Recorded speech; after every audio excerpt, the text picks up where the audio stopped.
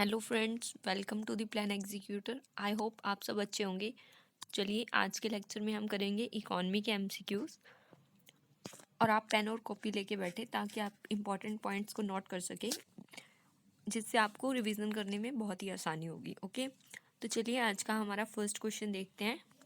आज का हमारा फर्स्ट क्वेश्चन है आरबीआई पे।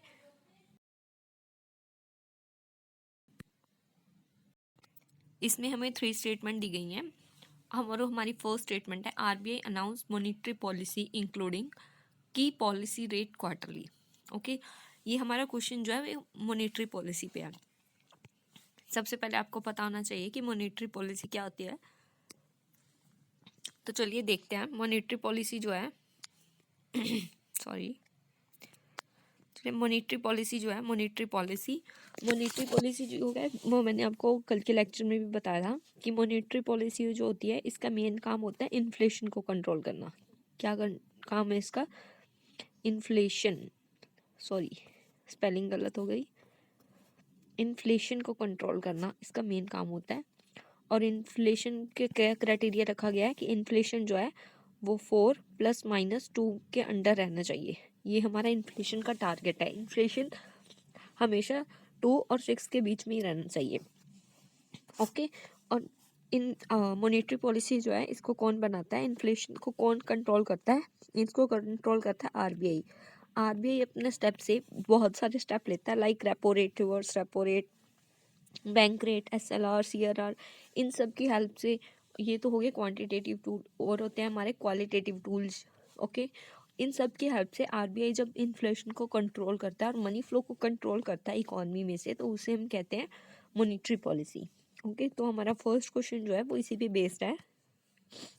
फर्स्ट स्टेटमेंट हमें दी गई है कि ये जो मॉनेटरी पॉलिसी है ये क्वार्टरली इशू की जाती है आरबीआई के द्वारा। फर्स्ट स्टेटमेंट हमारी यहाँ पे रॉन्ग है। ये इसलिए रॉन्ग है बिकॉज ये क्वार्टरली इशू नहीं की जाती। ओके, ये जो इशू की जाती है एवरी 2 मंथ्स के बाद की जाती है। ओके, मीन्स एक साल में 6 बार आरबीआई जो है वो मॉनेटरी पॉलिसी बनाता है। ओके, तो हमारी फर्स्ट स्टेटमेंट यहाँ पे हो जाएगी रॉन्ग। सेकंड है RBI follow accommodative monetary policy to revive and sustain growth in the economy.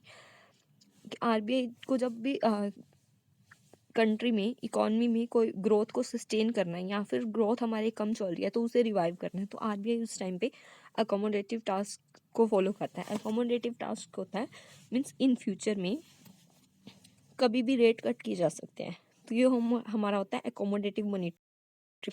इसके साथ ही हमारी होती है एक tight policy, tight monetary policy. Tight monetary policy जब भी आरबीआई फॉलो करता है तो उसका मीन्स होता है कि जो रेट है वो हाई हो रहे हैं, हाइक इन रेट। ओके, तो जब ईजिंग मॉनेटरी पॉलिसी होता है मीन्स कि रेट जो है वो कट किए जा रहे हैं आरबीआई के द्वारा।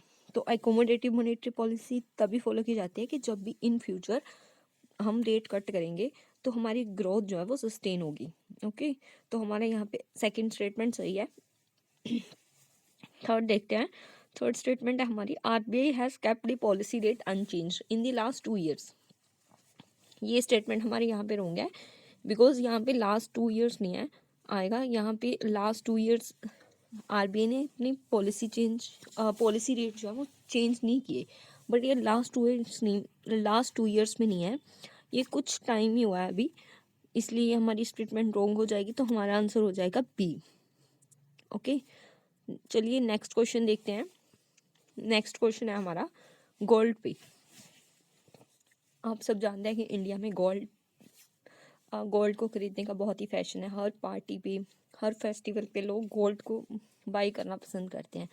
और लोग हमारी इंडिया में तो इतना लोग इंटरेस्टेड है ना गोल्ड में, गोल्ड के पीछे पागल हो रहे हैं। इनफैक्ट शादियों में गिफ्ट भी गोल्ड दिए जा रहे हैं। ओके, आप आई होप आप सब समझ रहे होंगे। तो उस गोल्ड पे पूछा गया कि गोल्ड, इंडिया जो है वो लार्जेस्ट इम्पोर्टर है गोल्ड का वर्ल्ड में। ओके, सेकंड स्टेटमेंट दी गई है हमें majority of gold demand is due to RBI requirement. ज़्यादातर जो हमारी कंट्री में गोल्ड की डिमांड है वो आरबीआई की वजह से है।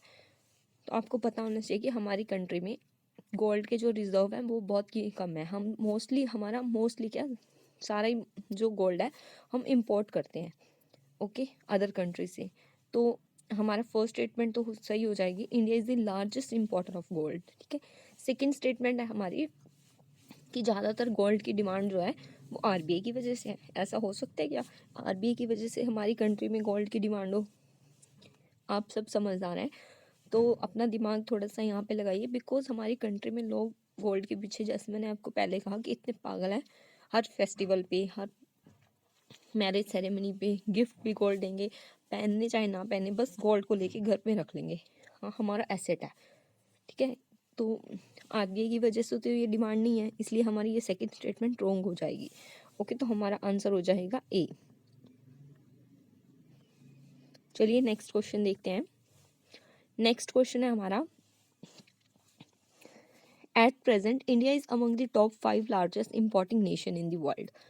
एंड सेकंड स्टेटमेंट दी गई है, at present India share in global GDP is around 10%। तो आपको पता होना चाहिए ऑल ओवर वर्ल्ड में हमारा इंडिया का जो रैंक आता है इंपोर्टिंग नेशन में, वो है 5th। सॉरी, इंडिया 5th नहीं है, ये हमारा 8th रैंक है। ओके, तो हमारा इंडिया का रैंक जो है वो प्रेजेंटली क्या है, 8th रैंक है इंपोर्टिंग नेशंस में। ओके, तो 8th रैंक है, तो यहाँ पे हमें दिया गया है कि टॉप 5 लार्जेस्ट इंपोर्टिंग नेशन में है। नहीं, ये यहाँ पे स्टेटमेंट जो है ये रॉन्ग हो जाएगी। ये किस लिए रॉन्ग हो जाएगी, बिकॉज यहाँ पे 5 नहीं आएगा। ओके, और सेकंड है हमारा प्रेजेंटली इंडिया का शेयर जो है जीडीपी में वो 10% है। तो ये स्टेटमेंट हमारी रॉन्ग है, बिकॉज ये 10% नहीं है, ये है प्रेजेंटली 3.3%। ओके, 3.3% है प्रेजेंटली ये रहे। ओके, तो हमारी यहाँ पे ये फर्स्ट स्टेटमेंट भी रॉन्ग है, सेकंड भी रॉन्ग है, तो हमारा आंसर क्या हो जाएगा, डी, नाइदर 1 नॉट 2। ओके, तो हम नेक्स्ट क्वेश्चन देखते हैं। हमारा 5th क्वेश्चन है हेज फंड पे। तो देखते हैं हम हेज फंड क्या होते हैं। सबसे पहले हमें पता होना चाहिए कि हेज फंड है क्या। हेज फंड को आपको कंफ्यूज नहीं करना म्यूचुअल फंड से। ओके, म्यूचुअल फंड और हेज फंड के बीच में मेन डिफरेंस देखते हैं। हेज फंड होते हैं,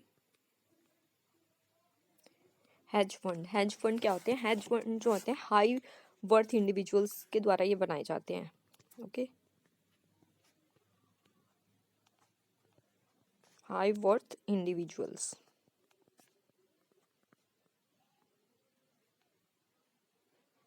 ओके, हाई वर्थ इंडिविजुअल्स के द्वारा ये हेज फंड बनाए जाते हैं। और मेन डिफरेंस है हाई हेज फंड जो है और mutual fund, sorry mutual fund में देखते हैं म्यूचुअल फंड में और हेज फंड में डिफरेंस क्या है।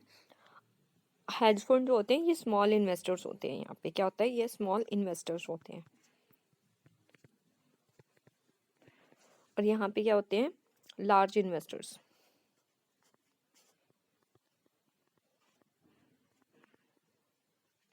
ओके, लार्ज इन्वेस्टर्स, पहला डिफरेंस तो आ गया हमारा ये। सेकंड जो है, सेकंड में ये जो है हेज फंड जो होते हैं ज़्यादा रिस्क होता है इनमें, और म्यूचुअल फंड में जो होता है लो रिस्क होता है। ये आपको मेन डिफरेंस रखना है याद कि हेज फंड और म्यूचुअल फंड में मेन डिफरेंस क्या है। और आगे देख लेते हैं हम हेज फंड क्या होते हैं। हेज फंड जो होते हैं इनको रेगुलेट किया जाता है सेबी के द्वारा। ओके, सेबी इनको रेगुलेट करता है। तो हम अपने क्वेश्चन पे आते हैं। हमारा क्वेश्चन क्या था, हमारा क्वेश्चन था हेज फंड पे। तो फर्स्ट स्टेटमेंट देखते हैं, hedge fund are included in the category of alternate investment fund. तो ये भी हमारी स्टेटमेंट सही है। जो हेज फंड होते हैं ये भी आपको याद रखना है कि हेज फंड जो अल्टरनेटिव इन्वेस्टमेंट फंड है उसकी कैटेगरी में होते हैं। और सेकंड हमें दिया हुआ है नॉट रेगुलेटेड बाय, तो ये हमारी स्टेटमेंट हो जाएगी रॉन्ग। हमारा आंसर हो जाएगा ई। नेक्स्ट देखते हैं। नेक्स्ट क्वेश्चन है हमारा foreign currency asset. Foreign currency asset जो होता है हमारा उसमें क्या होता है। फर्स्ट स्टेटमेंट है purchase and sale of foreign exchange by RBI. जो हम कुछ भी लेते हैं फॉरेन कंट्रीज से या फिर कुछ सेल करते हैं तो उनसे जो पैसा आता है वो। सेकंड में आ गया income arising out of the development of the foreign exchange reserve. जो इनकम आती है फॉरेन एक्सचेंज रिजर्व से वो भी होगी। एक्सटर्नल एड रेसिप, जो भी हमें बाहर की कंट्री से कुछ हेल्प मिली वो भी आ जाएगा। इफेक्ट ऑफ रीवैल्यूएशन या डीवैल्यूएशन। ओके, तो ये भी हमारा चारों के चारों पार्ट है, तो आपको पता होना चाहिए। इसका आंसर हो जाएगा डी। 6th क्वेश्चन देखते हैं। 6th क्वेश्चन है हमारा credit and debit card tokenization. तो टोकनाइजेशन क्या होता है? सबसे पहले आपको पता होना चाहिए टोकनाइजेशन एक ऐसा प्रोसेस है जिसमें कार्ड डिटेल्स को रिप्लेस किया जाता है एक यूनिक कोड से या फिर एक टोकन से। सपोज आपका कार्ड है, जैसे आप कहीं पे जाते हैं तो आपको एक टोकन या फिर कोई कोड दे दिया जाता है कि आपका लॉकर नंबर ये है और उसका टोकन ये है। तो यही प्रोसेस है टोकनाइजेशन का। टोकनाइजेशन में आपका जो कार्ड है, कार्ड की डिटेल को वो रिप्लेस कर दिया जाएगा कोड से या फिर किसी टोकन से, जो कि जनरेट होगा किसके द्वारा? एल्गोरिथम के द्वारा जनरेट किया जाएगा। ओके, तो फर्स्ट स्टेटमेंट है, ये जो है आपकी ऑनलाइन परचेज है जो इसको इजी करेगा विद, और आपकी कोई भी कार्ड डिटेल्स हैं जो वो किसी और के सामने एक्सपोज नहीं होगी। ओके, तो देखते हैं हम। फर्स्ट स्टेटमेंट है tokenization is a process in which customer would need to manually key in their card details in each time. ये तो ठीक है कि इसमें टोकनाइजेशन में हर बार एक पर्सन को अपनी कार्ड डिटेल्स डालनी होगी ऑनलाइन परचेज के टाइम, बट ये प्रोसेस नहीं है टोकनाइजेशन का, तो हमारी फर्स्ट स्टेटमेंट इसलिए रॉन्ग हो जाएगी। सेकंड देखते हैं, tokenization would allow online purchase to go through without exposing card detail. तो ये बिल्कुल ठीक है, बिना कार्ड डिटेल किसी को बताए हम ऑनलाइन परचेज कर सकते हैं, तो ये हमारी स्टेटमेंट सही है, तो हमारा आंसर हो जाएगा बी, बिकॉज हमें यहाँ पे करेक्ट स्टेटमेंट बतानी थी। नेक्स्ट देखते हैं। नेक्स्ट क्वेश्चन है हमारा, नेक्स्ट क्वेश्चन में हमें 3 स्टेटमेंट दी गई हैं। फर्स्ट स्टेटमेंट जो दी गई है, NSO release the gross value added and gross domestic product number every quarter. कि ये दिया गया है कि एनएसओ जो है, एनएसओ एक गवर्नमेंट ऑफिशियल बॉडी है जो कि रिलीज करती है जीवी एंड जीडीपी। जीवी कहता है gross value addition and GDP होता है gross domestic product. Gross domestic product means हमारी कंट्री की जो बाउंड्री है उसमें हर साल कितनी टोटल जनरेशन होती है। ओके, तो ये हमारी हो जाएगी ग्रॉस डोमेस्टिक प्रोडक्ट, और उसमें कितनी वैल्यू एडिशन करते हैं हम, ये हमारा हो जाता है ग्रॉस वैल्यू एडिड। तो ये किसके द्वारा किया जाता है? एनएसओ के द्वारा, हर क्वार्टर में product number every quarter. Okay, तो ये हमारी फर्स्ट स्टेटमेंट जो है वो राइट हो जाएगी। सेकंड देखते हैं। सेकंड है gross value added major economic activity from supply side. जो जीवी है, जीवी है ग्रॉस वैल्यू एडिड के, जो जीवी है ना, ये हमारा सप्लाई साइड से देखता है, सप्लाई साइड से चेक करता है, और जीडीपी जो है वो डिमांड साइड से चेक करता है। और आपको ये भी मेन डिफरेंस पता होना चाहिए। चलिए देखते हैं, इसको हम लिख के कर लेते हैं। देखिए, चलिए, जीडीपी, जीडीपी क्या होता है? ये जीडीपी जो होता है ये हमारा क्या होता है? डिमांड साइड से, डिमांड साइड से चेक करता है वैल्यू को। और इसमें क्या होता है? सोसाइटी के लेवल पे हम इसे चेक करते हैं। ओके, सोसाइटी के लेवल पे हम इसे चेक करते हैं। ओके, तो ये आपको पता चल गया जीडीपी क्या होता है। अब हम देख लेते हैं जीवीए क्या होता है। Okay, GVA gross value addition. Gross value addition जो है इसे हम करते हैं सप्लाई साइड से, सप्लाई साइड से चेक करते हैं, और ये जो होता है डिफरेंट सेक्टर के बेसिस पे हम इसे निकालते हैं।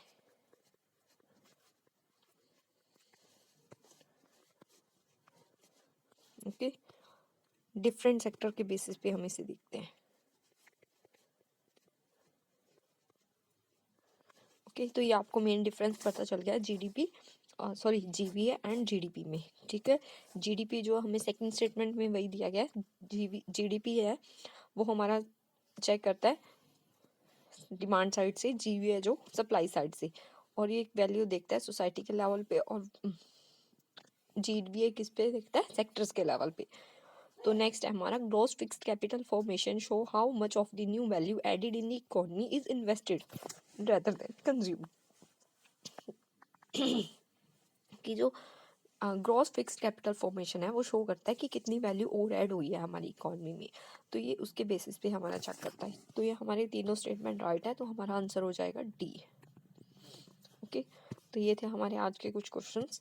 आई होप आप सबको पसंद आए होंगे। तो चलिए नेक्स्ट लेक्चर में हम मिलते हैं कुछ और क्वेश्चंस के साथ। तब तक के लिए bye. Please like share and comment the lecture. And thank you for watching.